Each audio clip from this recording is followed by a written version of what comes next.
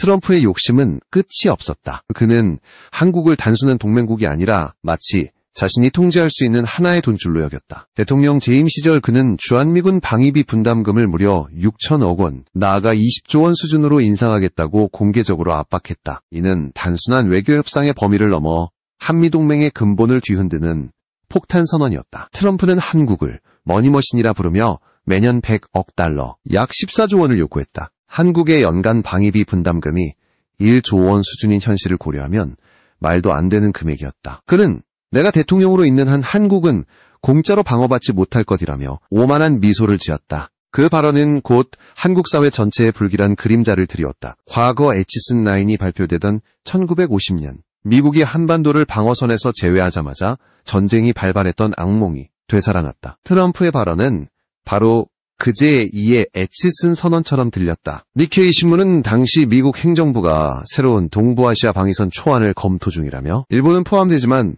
한국과 대만은 빠질 수도 있다고 보도했다.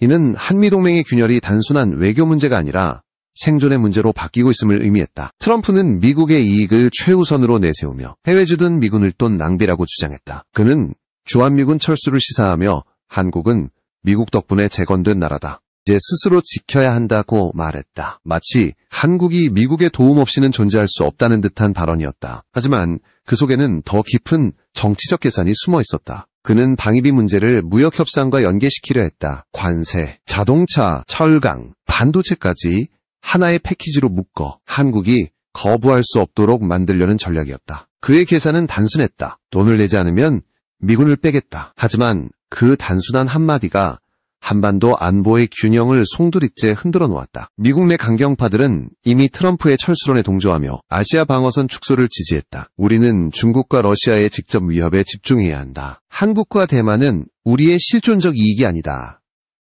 이 발언은 미국 국방부 정책차관 엘브리지 콜비가 남긴 말로 동맹국들을 경악하게 만들었다. 그는 대놓고 한국과 대만을 전략적 희생양처럼 언급했다. 한국 입장에서는 충격 그 자체였다. 주한미군은 단순한 억제력이 아니라 한미동맹의 상징이었다. 그 존재는 북한의 도발을 억제하고 중국과 러시아의 팽창을 견제하는 최소한의 안전장치였다. 그런데 그 방패가 사라질 수도 있다는 현실은 국민들에게 깊은 불안을 남겼다. 동시에 이 사태는 한 가지 진실을 드러냈다. 바로 한국의 방위는 더 이상 남의 손에 맡길 수 없다는 깨달음이었다. 이 시점부터 한국 사회에서는 자주국방이라는 단어가 다시 살아났다. 미국이 동맹의 틀을 흔드는 순간 한국은 스스로를 지킬 준비를 시작해야 했다. 이는 단순히 무기나 예산의 문제가 아니었다. 한 나라의 존엄과 생존이 걸린 문제였다. 트럼프의 압박은 한국을 무릎 꿇게 만들지 못했다. 오히려 그 거친 요구는 대한민국의 결심을 더 단단하게 만들었다. 이제 우리 스스로의 힘으로 방패를 세워야 한다.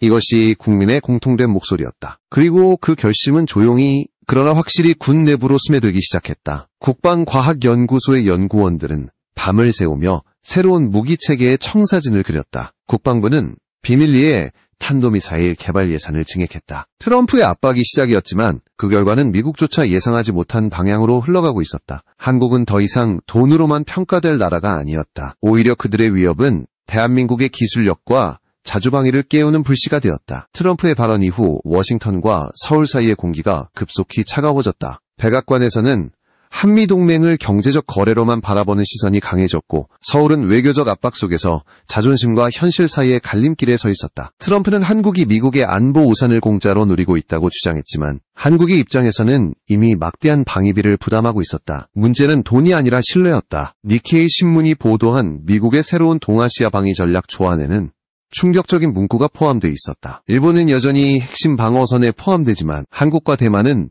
제외될 가능성이 있다는 것이다. 이 초안이 사실이라면 이는 단순한 외교정책의 수정이 아니라 한반도 전체의 안보 지형을 뒤집는 선언이었다. 에치슨 9이 발표되던 1950년을 떠올리게 하는 대목이었다. 그때 미국이 한반도를 방어선에서 제외한 직후 전쟁이 터졌다. 지금의 상황이 그때와 너무도 닮아 있었다. 한국 내 안보 전문가들은 연이어 경고음을 울렸다. 만약 미국이 한반도를 전략적 고려에서 배제한다면 북한은 즉시 군사적 도발을 감행할 것이다. 실제로 당시 북한과 중국은 연합 군사훈련을 강화하고 러시아까지 참여하는 형태로 긴장을 끌어올리고 있었다. 이런 가운데 미국이 방어선을 일본 중심으로 재편한다면 동북아 균형은 완전히 무너질 수밖에 없었다. 일본은 미국의 보호 아래에서 군사적 자율성을 확대하고 반면 한국은 스스로의 생존을 고민해야 하는 처지로 몰릴 수 있었다. 미국의 태도 변화는 단순히 트럼프 한 사람의 성격 문제로 볼 수 없었다. 워싱턴 내부에는 오래전부터 아메리카 퍼스트를 외치는 세력이 있었다. 그들은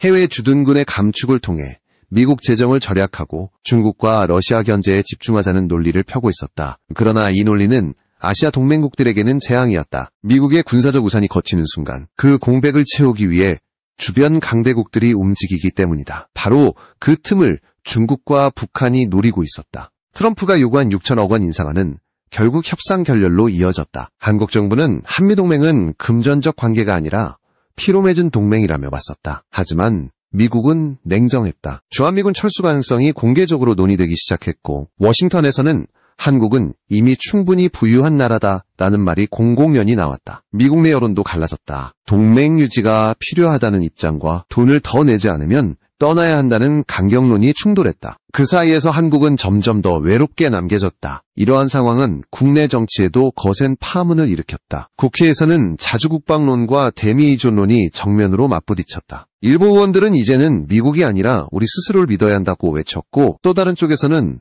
동맹을 잃으면 더 큰 위험을 초래한다고 반박했다. 그러나 국민 여론은 명확했다. 언제까지 미국의 눈치를 보며 살 것인가? 트럼프의 요구는 국민들의 자존심을 건드렸고 오히려 자주국방에 대한 공감대를 폭발적으로 키워냈다. 이 무렵 일본은 정반대의 길을 걷고 있었다. 도쿄는 트럼프의 정책 변화에 발맞춰 방위비를 대폭 늘리고 미국과의 군사협력을 강화했다. 심지어 일본 내에서는 헌법 9조 개정 논의가 다시 고개를 들기 시작했다. 미국이 일본을 핵심 동맹으로 대체하려는 움직임이 노골화되자 한국은 그만큼의 전략적 위기를 실감할 수밖에 없었다. 일본은 포함되고 우리는 제외된다면 그건 사실상 안보 이탈 선언이다. 외교가에서는 이런 말이 공공연히 오갔다. 한편 중국과 북한은 미국의 움직임을 예의주시했다. 만약 미국이 한국을 방어선에서 제외한다면 한반도 남쪽까지 영향력을 확장할 수 있다고 계산했다. 실제로 중국은 동중국해와 서해에서 군사훈련을 늘렸고 북한은 연이어 미사일을 발사하며 도발의 수위를 높였다. 국제사회에서는 트럼프 시대의 동맹 붕괴라는 말이 나왔다. 한국이 미국의 신뢰를 잃는 순간 주변 강대국들은 즉시 그 공백을 채우려 움직였다. 이 모든 긴장 속에서도 한국 정부는 차분히 대응했다. 청와대와 국방부는 비공개 회의를 열어 만약 미국이 방위선을 조정한다면 어떤 시나리오로 대응할지 논의했다. 결론은 하나였다. 한국의 안보는 한국이 책임져야 한다. 트럼프의 압박은 외교적으로는 모욕이었지만 동시에 현실을 직시하게 하는 계기였다. 외부의 도움에 기대지 않고 우리 힘으로 생존해야 한다는 각성이 한국 사회 전반에 확산되었다. 이때부터 한미동맹은 단순한 협정이 아니라 시험대가 되었다. 한국은 미국의 신뢰를 유지하면서도 독자적인 방위체계를 구축해야 했다. 미국이 언제든 정책을 바꿀 수 있다는 불안감은 한국을 스스로의 길을 모색하도록 몰아갔다. 결국 트럼프의 도발은 한국에게 새로운 과제를 남겼다. 그 과제는 곧 자주국방의 본격적 시작이었다. 그리고 그 첫걸음은 기존의 동맹 의존 구조를 넘어서는 결단에서 시작되었다. 한국은 트럼프의 방위비 압박과 에치슨 라인 재등장의 위기 속에서 근본적인 질문과 마주했다. 우리는 과연 우리 자신을 지킬 준비가 되어 있는가? 이 질문은 단순한 안보 담론이 아니었다. 그것은 한 국가의 정체성과 주권의 문제였다. 미국이 언제든 떠날 수 있다는 현실 앞에서 한국 사회는 자주국방의 필요성을 절실히 깨닫게 되었다. 이때부터 자주국방은 더 이상 구호가 아니라 생존 전략이 되었다. 국방부는 즉시 대응에 나섰다. 장관 주재 비공개 회의에서는 미군 철수 가능성을 대비한 시나리오가 논의됐다. 작전지휘 체계의 독립, 국방 예산의 재조정, 전략무기 개발 가속화 등 모든 분야에서 변화가 시작되었다. 미국의 영향력에 의존하던 구조에서 벗어나야 한다는 결론이었다. 한국군 내부에서는 이제는 우리의 기술과 인재로 우리의 하늘과 바다를 지켜야 한다는 목소리가 힘을 얻기 시작했다. 군사 전문가들은 냉정하게 현실을 짚었다. 미국은 언제든 국익에 따라 동맹을 재편할 수 있다. 동맹은 영원하지 않다. 하지만 국익은 영원하다. 그 말은 한국이 독자적인 억제력을 확보하지 못한다면 한미동맹이 흔들릴 때마다 안보의 근간이 함께 흔들릴 수 있다는 경고였다. 북한의 핵 위협은 여전히 상존했고 중국의 군사적 팽창은 가속화되고 있었다. 이 상황에서 미국마저 방어선을 수정한다면 한국은 스스로의 힘으로 균형을 맞춰야 했다. 한국은 이미 오랜 세월 동안 자주국방을 꿈꿔왔다. 그러나 현실의 벽은 높았다. 미국의 기술 이전 제한, 한미 미사일 지침, 외교적 제약이 그 벽을 만들었다. 하지만 트럼프의 압박은 그 벽을 무너뜨리는 계기가 되었다. 2020년 한미 미사일 지침이 해제되면서 한국은 고체 연료 로켓 개발에 착수했고 동시에 장거리 탄도미사일과 정밀 유도무기 체계의 문을 열었다. 이 사건은 단순한 기술적 진보가 아니라 대한민국 방위력의 독립선언이었다. 이 변화의 중심에는 국방과학연구소가 있었다. 수백 명의 연구원들이 밤낮 없이 실험실을 지켰다. 고체 연료 엔진, 미사일 추진체, 극초음속 유도기술까지 모든 것이 자력으로 이루어져야 했다. 미국이나 일본의 기술에 의존하지 않고 순수 국산 기술로 무기를 완성해야 한다는 사명감이 그들을 움직였다. 국방과학연구소는 현무 시리즈를 비롯해 다수의 탄도미사일 개발 프로젝트를 동시에 추진했다. 그리고 이 프로젝트들은 곧 대한민국의 핵심 억제력으로 성장했다. 청와대는 자주국방을 국가 전략의 중심에 두기 시작했다. 단순히 군비를 늘리는 것이 아니라 방산산업 전반의 자립을 목표로 한 개혁이었다. 한국은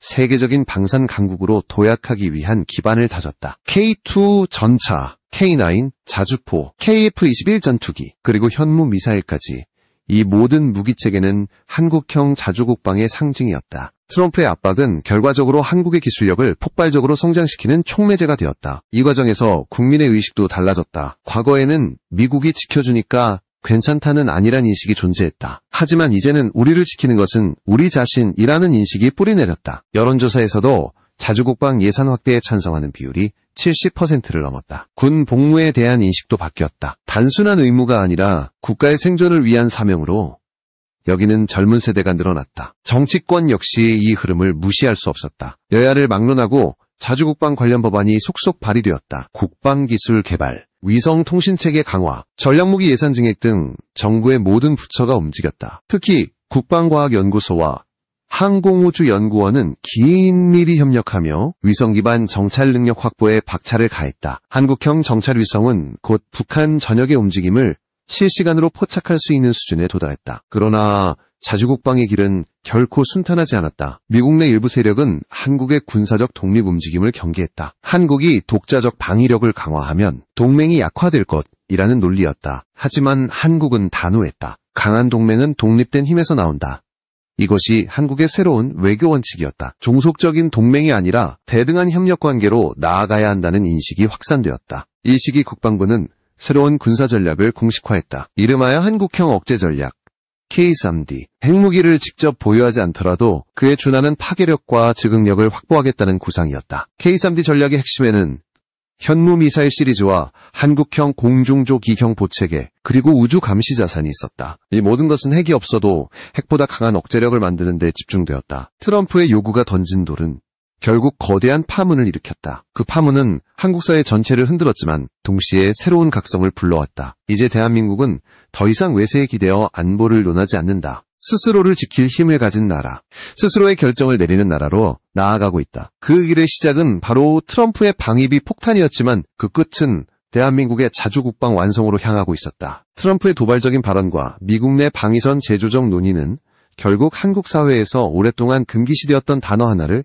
끌어올렸다. 바로 핵무장이었다. 그동안 한국은 한반도 비핵화 원칙을 엄격히 지켜왔고 핵무기 개발은 절대 불가의 영역으로 여겨졌다. 하지만 트럼프 시대의 불안정한 동맹 구조, 북한의 지속적인 핵실험, 그리고 미국의 전략적 후퇴 조짐은 이 금기를 무너뜨렸다. 한국은 이제 핵을 가져야 하는가라는 질문을 정면으로 마주하게 되었다. 국회와 학계, 국방연구기관에서는 비공식적으로 핵무장에 대한 시나리오가 오갔다. 처음엔 조심스러웠다. 그러나 점차 현실적인 논의로 옮겨갔다. 만약 미국이 한반도에서 철수한다면 우리는 무엇으로 억제력을 유지할 것인가?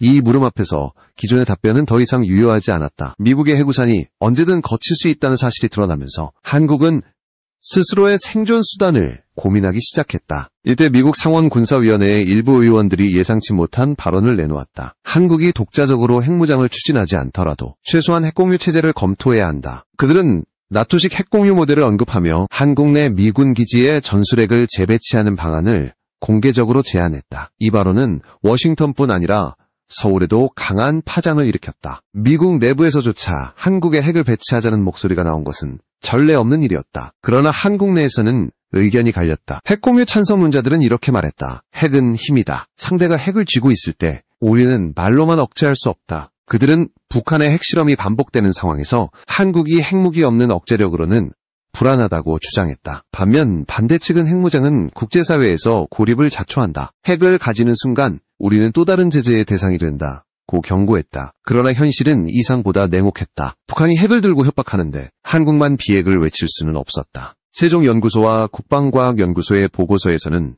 구체적인 기술적 가능성까지 언급되었다. 보고서에 따르면 한국은 6개월 이내에 소규모 핵연료 재처리 시설을 구축할 수 있으며 이미 현무 미사일 시리즈와 KF-21 전투기 그리고 위성 통신 체계를 갖추고 있어 핵무기 운반과 투하 능력도 충분하다는 평가를 받았다. 즉 의지만 있다면 기술적으로는 언제든 핵무장을 실현할 수 있는 수준이었다. 이 분석은 국내외 군사 전문가들에게 충격을 주었다. 이런 가운데 트럼프의 언행은 불을 지폈다. 그는 북한이 핵을 가졌다면 한국도 가져야 공평하다고 말하며 의도치 않게 한국 내 핵무장론을 부추겼다. 그의 발언은 미국 내부에서도 논란을 일으켰지만 한국에서는 완전히 다른 의미로 받아들여졌다. 그동안 금기였던 핵무장 논의가 합법적 담론으로 부상한 것이다. 언론에서는 트럼프가 열어버린 핵의 문이라는 표현이 등장했다. 북한은 즉각 반발했다. 노동신문은 한국의 핵무장 논의를 전면 도발이라 비난하며 만약 한국이 핵무기를 개발하면 즉시 군사적 대응에 나설 것이라고 위협했다. 하지만 한국 사회는 더 이상 그런 위협에 휘둘리지 않았다. 이미 북한은 핵을 보유하고 있다. 이제는 우리도 대응 수단이 필요하다.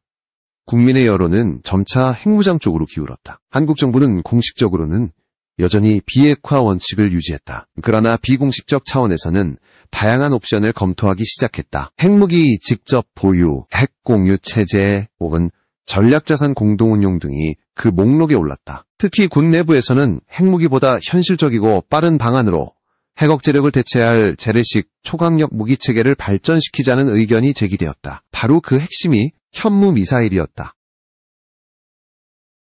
국방부는 새로운 전략 개념을 도입했다. 핵 없이 핵을 억제한다.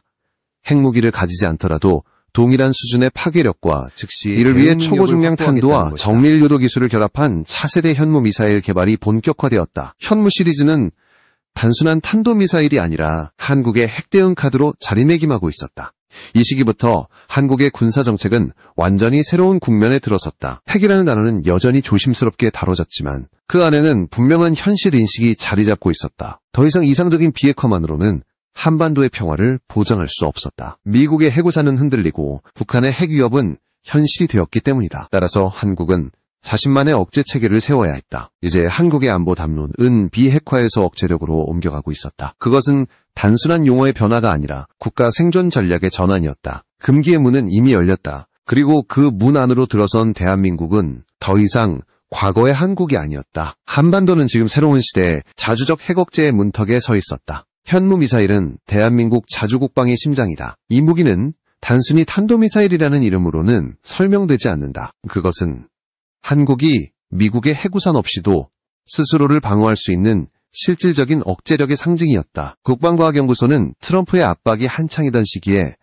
현무 시리즈의 개발 속도를 극적으로 끌어올렸다. 외교적 위기 속에서 태어난 현무는 결과적으로 대한민국의 안보 패러다임을 바꿔놓았다. 현무의 진화는 곧 한국 방위산업의 진화였다. 현무 1에서 시작된 기술은 2와 3을 거쳐 결국 현무 4와 5 그리고 최신형 현무 6으로 이어졌다. 그 중에서도 현무 5는 전 세계 군사 전문가들을 경악시켰다. 무려 9톤에 달하는 탄두 중량, 800km 이상의 사거리, 그리고 정밀 타격 능력까지 이 미사일은 핵무기급 파괴력을 지녔다는 평가를 받았다. 핵을 가지지 않고도 핵을 억제하는 비핵 핵무기의 대표적 사례로 불릴 만큼 압도적이었다. 국방부는 현무 5의 개발 성공 이후 이 미사일을 대량 생산 체계로 전환했다. 각 군단급 부대와 미사일 사령부에는 이미 수천 발의 현무 미사일이 배치되어 있으며 그 수는 5,500발을 넘어섰다는 분석도 있다.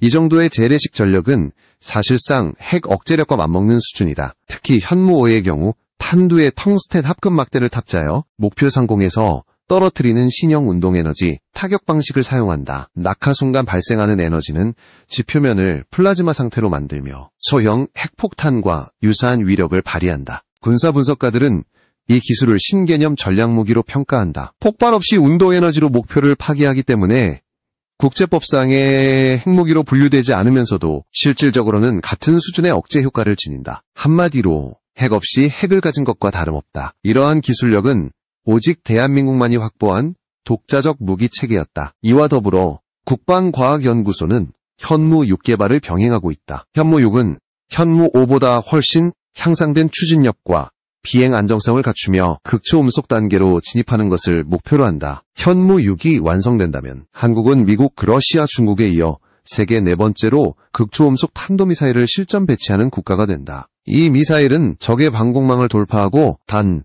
몇 분 만에 핵심 표적을 정밀 타격할 수 있다. 현무 시리즈의 위력은 실제 전시 시나리오에서 더욱 빛을 발한다. 북한이 도발할 경우 한국군은 현무 4와 5를 이용해 평양 인근 군사시설, 미사일기지, 통신센터를 10분 내에 무력화할 수 있다. 여기에 KF-21 전투기와 군사위성 정찰망이 결합되면 한반도 전역에 실시간 타격이 가능하다. 이는 단순한 억제 개념을 넘어 즉각적 응징이 가능한 공격형 방어체계였다. 또한 한국은 현무 미사일을 기반으로 한 우주기술 개발에도 나섰다. 고체연료 로켓 기술은 위성 발사체와 동일한 원리를 가지고 있다. 국방과학연구소는 이 기술을 활용해 군사위성 발사체를 개발했고 그 결과 한국군은 독자적인 우주통신 및 정찰 능력을 확보하게 되었다. 이것은 단순히 미사일 전력의 확장이 아니라 우주 공간에서의 안보 주권 확보를 의미했다. 한국의 합동화력함 프로젝트 역시 현무 미사일의 영향력 아래에서 탄생했다. 기존 해군의 함대가 방공 중심이었다면 새로운 합동화력함은 대형 탄도미사일을 대량 탑재하여 해상에서 전략 공격이 가능한 플랫폼으로 설계되었다. 길이 20m 이상의 현무 미사일을 장착한 함정이 동해와 서해를 오가며 억제력을 행사하는 모습은 이미 현실화 단계에 있다. 현무 시리즈의 성공은 단지 군사기술의 진보에 그치지 않는다. 그것은 한국이 미국의 해구산에 의존하지 않아도 되는 새로운 시대를 열었다는 상징적 선언이었다. 더 이상 미국의 승인이나 협의 없이 한국 스스로 방위 전략을 수립하고 실행할 수 있는 수준에 도달했다는 의미다. 미국과 일본의 군사 전문가들조차 한국의 현무 시리즈를 아시아의 게임 체인저라고 불렀다. 특히 일본의 방위성 관계자들은 한국의 미사일 개발 속도는 이미 일본을 넘어섰다. 현무5는 핵무기에 맞먹는 위력을 가진 괴물이다 라고 평가했다. 이 발언은 그동안 한국을 기술 후발주자로 보던 국제사회의 인식을 완전히 바꿔놓았다. 북한 역시 현무 미사일을 두려워하고 있다. 평양은 현무 시리즈가 실전 배치된 이후 미사일 발사 횟수를 줄이며 불가침 신호를 보냈다. 이는 군사력의 균형이 이미 역전되었음을 의미한다. 한국은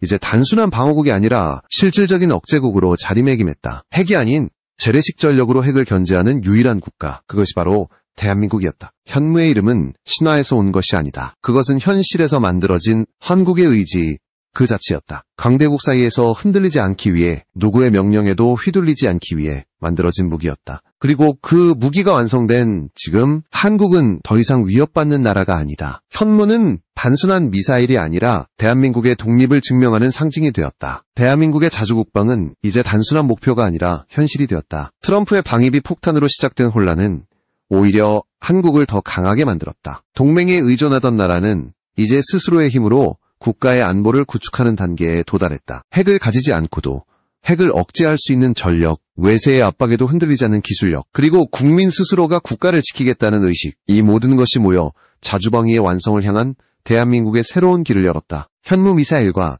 KF-21 전투기, 군사위성 체계, 레이저 무기와 전자전 장비에 이르기까지 한국은 전방위적 전력 강화를 추진하고 있다. 그 어떤 한 나라의 기술에도 의존하지 않고 독자적인 체계를 구축한다는 것이 핵심이다. 국방과학연구소와 방산기업들은 협력 체계를 강화하며 세계 방산시장에서도 존재감을 드러내고 있다. 한국형 무기체계는 이제 수출 산업의 주력으로 성장했고 그 품질과 신뢰성은 이미 유럽과 중동 시장에서 입증되었다. 대한민국의 자주방위는 단순한 무기 생산을 넘어선 철학의 문제다. 그것은 우리의 안보를 우리가 결정한다는 원칙이다. 과거 외세에 의해 운명이 좌우되던 한반도는 더 이상 존재하지 않는다. 외교적으로는 동맹을 유지하되 군사적으로는 완전한 독립을 추구하는 전략. 그것이 21세기 대한민국의 생존 방식이다. 이 전략은 한미동맹의 종말이 아니라 더 강한 협력의 형태로 진화하고 있다. 대등한 관계 위에서만 진정한 동맹이 존재할 수 있다는 인식이 자리 잡은 것이다. 미래의 전장은 더 이상 탱크나 전투기만으로 승부가 나지 않는다. 정보전,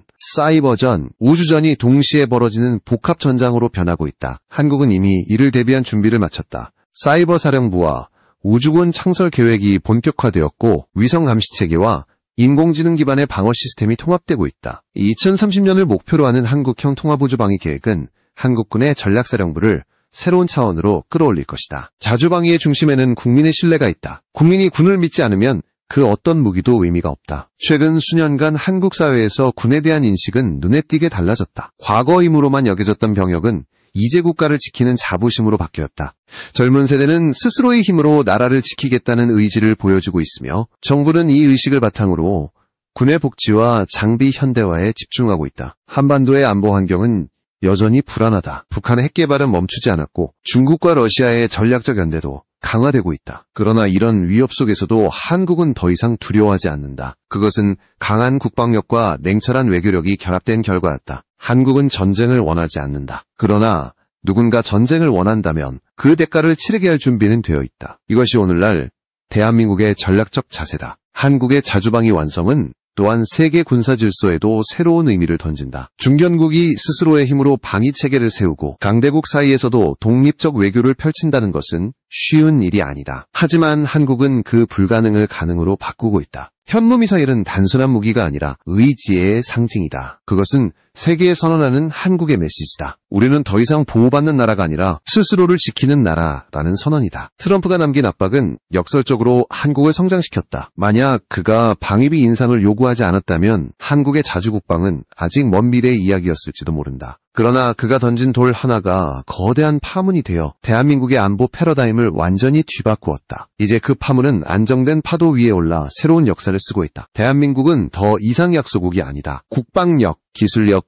국민의식 모든 면에서 세계가 주목하는 강국으로 자리 잡았다. 그리고 이 변화의 중심에는 우리를 지킬 사람은 우리뿐이라는 단 하나의 신념이 있다. 그것이 대한민국 자주방위의 본질이며 미래 세대에게 물려줄 가장 강력한 유산이다. 이제 한국은 말이 아닌 실력으로 세계에 증명하고 있다. 동맹은 협력의 수단이 될 수 있지만 결코 의존의 대상이 될 수 없다. 자주국방은 곧 자존의 문제이며 그것은 돈으로 살 수 없는 가치다. 한 세대 전만 해도 상상할 수 없었던 일. 세계가 한국의 미사일을 두려워하고 기술을 부러워하는 시대가 도래했다. 그리고 그 시작은 언제나 그렇듯 대한민국의 결심에서 비롯되었다. 한국은 더 이상 과거의 한국이 아니다. 세계는 이제 새로운 질문을 던진다. 한국은 어디까지 강해질 것인가?